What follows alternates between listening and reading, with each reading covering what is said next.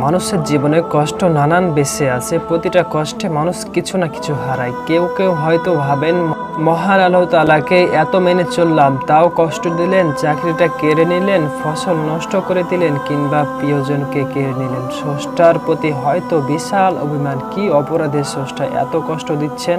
অথচ একবারের জন্য হলেও ভাবা উচিত ছিল, তিনি সেই সত্তা যিনি মানুষকে হাসান এবং কাঁদান। তিনিই তো মৃত্যু দেন, জীবন দেন।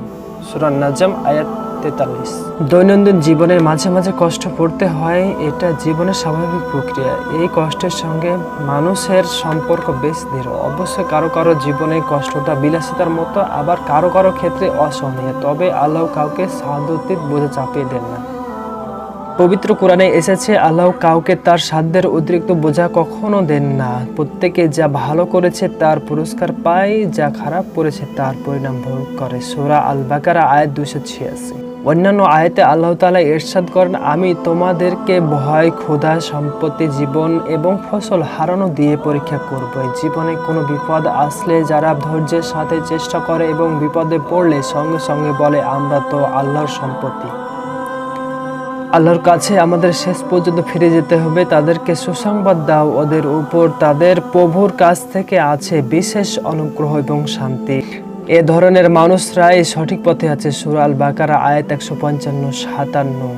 অন্যদিকে আল্লাহ তাআলা ইরশাদ করেন, তারা কি লক্ষ্য করে দেখে না, প্রতি বছর তাদের উপর 2-1 বার বিপদ আসছে, এরপরও তারা তওবা করে না, উপলব্ধি করার চেষ্টা করে না। সূরা তাওবা আয়াত 126। নবী সাল্লাল্লাহু আলাইহি সাল্লাম বলেন, আল্লাহ যার ভালো চান তাকে কষ্টে ফেলেন। বুখারী হাদিস নং 5645। হাদিসে রাসূলুল্লাহ সাল্লাল্লাহু আলাইহি সাল্লাম আরো বলেছেন, যদি কারোর উপর কোনো কষ্ট আসে, আল্লাহ তাআলা এর কারণে তার গুনাহসমূহ ঝরিয়ে দেন, যেমন ভাবে গাছ থেকে পাতা ঝরে পড়ে। বুখারী হাদিস নং 5684। মানুষের প্রতিটি কষ্টের সঙ্গে সুখ মিশে আছে। ধৈর্যশীল মানুষ সেই সুখের অপেক্ষাই করেন।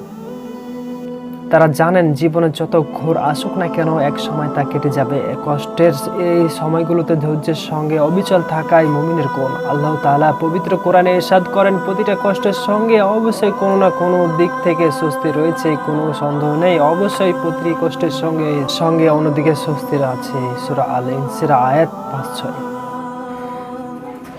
মানুষের প্রতিটি কষ্টই ক্ষণস্থায়ী, আবার কষ্টের বিনিময়ে মানুষকে সর্বোত্তম বিনিময় দেওয়া হবে, এ বিষয়ে মহান আল্লাহ তাআলা প্রতিজ্ঞা করেছেন। অথচ আল্লাহ তাআলা প্রতিজ্ঞা না করলেও কোনো অসুবিধাই নেই। আল্লাহ তাআলা আমাদের সহায়।